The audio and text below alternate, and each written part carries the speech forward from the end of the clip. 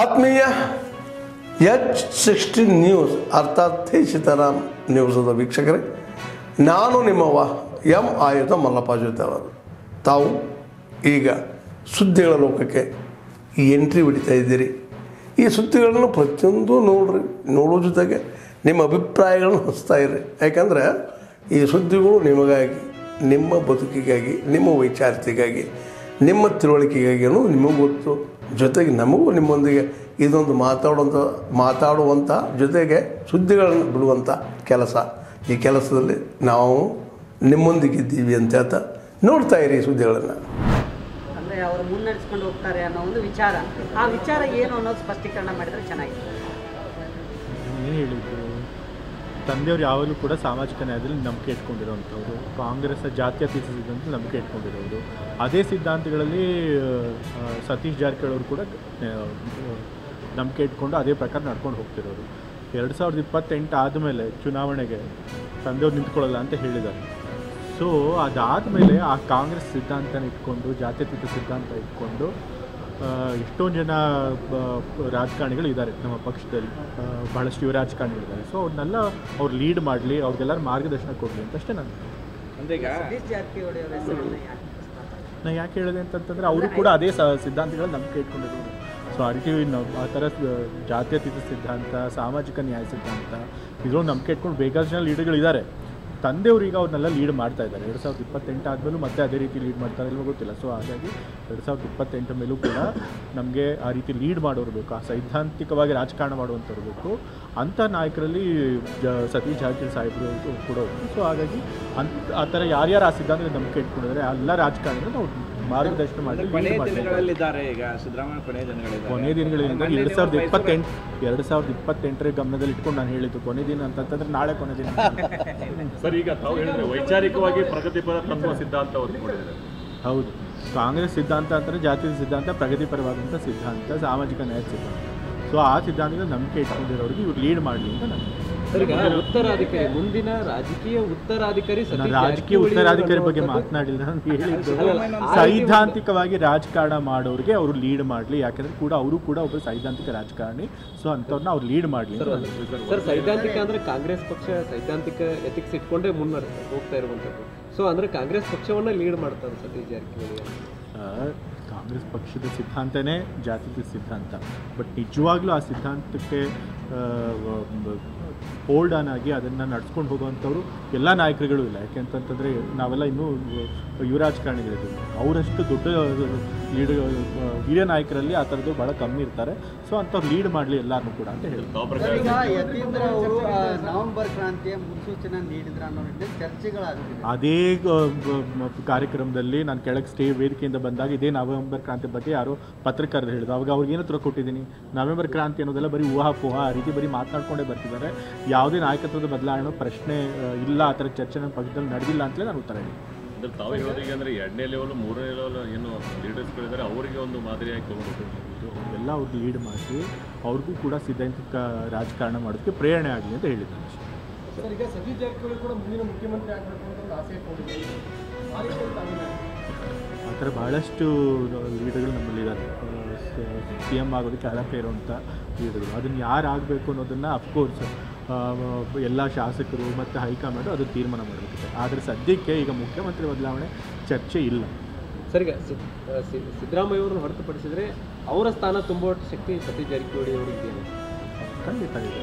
ತಂದೆಯವರು ರಾಜಕೀಯ ನಿವೃತ್ತಿ ತಗೊಂಡ್ಮೇಲೆ ಆ ರೀತಿ ಸೈದ್ಧಾಂತಿಕ ರಾಜಕಾರಣ ಮಾಡೋ ಕೆಲವೇ ಅರ್ಹರಿರುವಂಥ ಕೆಲವೇ ಲೀಡರ್ಗಳಲ್ಲಿ ಸತೀಶ್ ಜಾರಕಿಹೊಳಿ ಅವರು ಕೂಡ ಪಕ್ಷ ವಹಿಸಿದರೆ ಸತೀಶ್ ಅವರು CM ಆದರೆ ಅವರು ನಿಭಾಯಿಸ್ತಾರೆ ಅಂತ. ಇವಾಗ CM ಬದಲಾವಣೆ ಪ್ರಶ್ನೆ ಎಲ್ಲಿ ಬರ್ತಾ ಇದೆ? ನಾನು ಹೇಳಿದ್ದು 2028 ಗಮನದಲ್ಲಿ ಇಟ್ಕೊಂಡು ನಾನು ಹೇಳಿದ್ದು.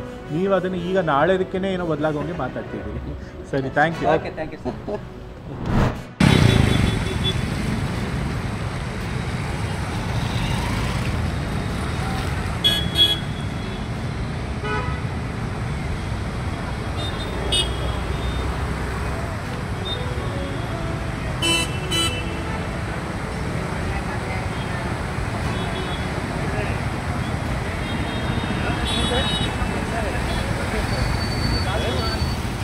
चलो रे साइड से क्या होता है।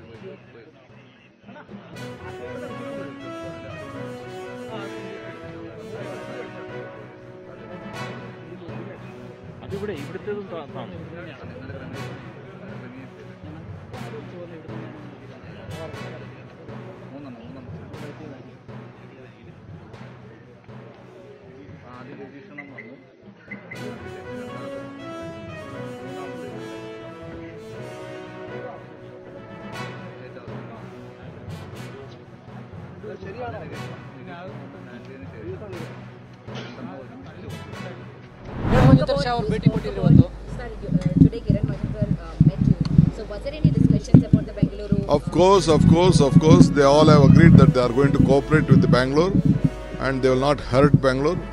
They will support with the system. I have called a meeting of all the adjacent area. Now I have taken over the adjacent local bodies of Bangalore district also, apart from the GBA. So I'll be calling a meeting. I'm going to visit all those areas on Wednesday, Thursday, and Friday I'm calling off a meeting. They said that they will be a part of the development because there is a huge difference of taxes between those areas and the Bangalore Corporation. So we'll have to look at and see that all those areas also will be developed. ಆತ್ಮೀಯರೇ, ಎಲ್ಲ ಸುದ್ದಿಗಳನ್ನು ನೋಡಿದಿರಲ್ಲ, ಏನು ಅನಿಸ್ತು ನಿಮಗೆ? ಇದರಲ್ಲೇ ನಿಮ್ಗೆ like ಆಗಿರ್ಬೋದು, dislike ಆಗಿರ್ಬೋದು, ಕಾಮೆಂಟ್ ಬೇಡಪ್ಪ ಅಂತೂ ಅನಿಸಿರ್ಬೋದು, ಕಾಮೆಂಟ್ ಮಾಡಬೇಕಪ್ಪ ಅನಿಸಿರ್ಬೋದು, ಶೇರ್ ಮಾಡಬಾರ್ದಪ್ಪ ಅನಿಸಿರ್ಬೋದು, ಅದು ಮಾಡಬೇಕು ಅನಿಸಿರ್ಬೋದು. ಏನಾದರೂ ಆಗಲಿ ಶೇರ್ ಮಾಡ್ತಾಯಿರಿ, ಈ ನ್ಯೂಸ್ಗಳನ್ನ ಹಂಚ್ತಾಯಿರಿ, ಜೊತೆಗೆ ಇದಕ್ಕೆ ಸಬ್ಸ್ಕ್ರೈಬ್ ಆಗ್ತಾಯಿರಿ ಅಂತ ಹೇಳ್ತಾ H16 ನ್ಯೂಸ್ ಅರ್ಥಾತ್ ಹೇ ಸೀತಾರಾಮ್, ಇದು ಸತ್ಯದ ಕೈಗೆ ನಡಿ. ವಂದನೆಗಳು.